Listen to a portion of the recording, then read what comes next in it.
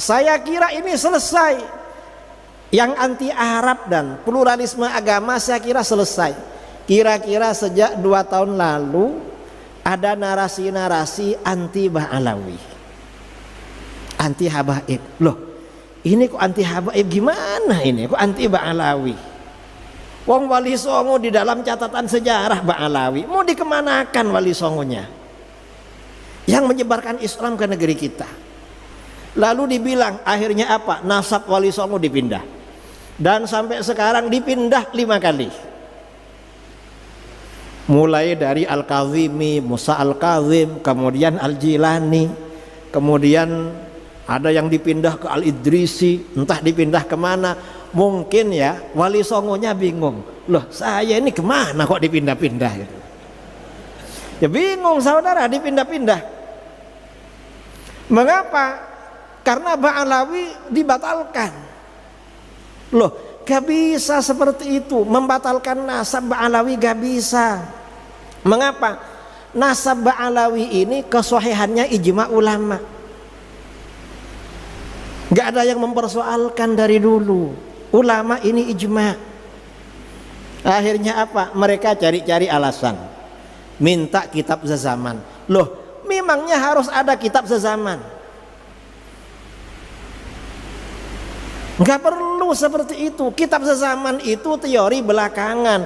Kalau masa ulama salaf diterangkan di dalam Sahih Bukhari, nasab itu bisa isbat dengan syuhrah dan istifadah, dengan informasi yang populer dan meluap. Artinya banyak informasi kalau ini anaknya ini, anaknya ini, anaknya ini. Itu cukup walaupun gak ada kitab.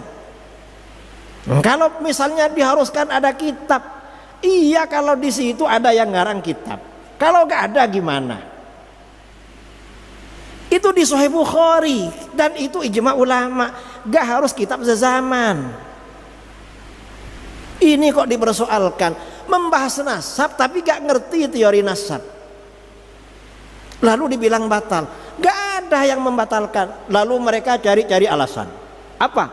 Memang ada di kitab nasab, putranya Sayyid Ahmad bin Isa, cuma namanya Abdullah. Yang habaib ini namanya Ubaidillah. Lah memangnya kenapa kalau cuma beda Abdullah dengan Ubaidillah? Masa gak tahu? Orang Arab itu punya nama lebih dari satu tuh biasa. Kadang satunya nama daging, satunya nama keren. Apa? Nama panggilan, nama apa ya? Nama keren lah kalau bahasa sekarang. Dan ini bukan cuma mulai dari Sayyid Ubaidillah. Datuk-datuknya Rasulullah ya, yang bernama Abdul Muttalib, Muhammad bin Abdullah bin Abdul Muttalib bin Hashim. Abdul Muttalib itu namanya siapa? Syaibah. Kan begitu, namanya Syaibah. Lalu mengapa berganti nama Abdul Muttalib? Karena setelah ayahnya meninggal, oleh pamannya dijemput dari Madinah. Karena dibonceng, anaknya masih muda ya, masih remaja. Kata orang Mekah, Abdul Muttalib, ini budaknya Muttalib. Karena yang membawa pamannya yang bernama Muttalib. Berarti kan 2 nama.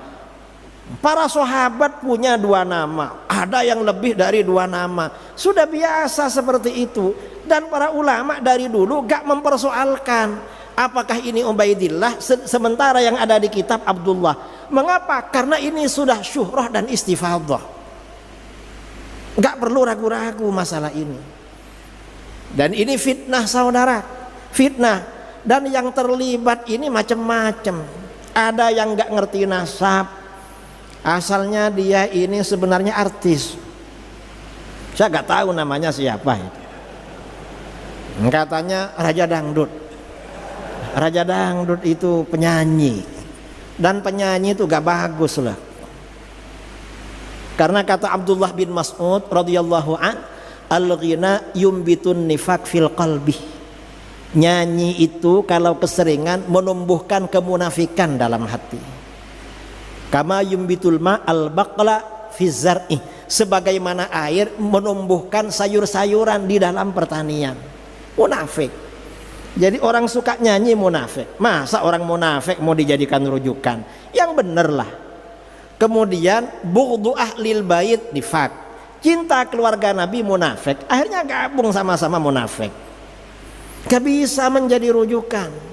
Yang seperti ini memang harus para ulama, dan para ulama kita sudah menyatakan ijma tentang nasab sadah Ba'alawi.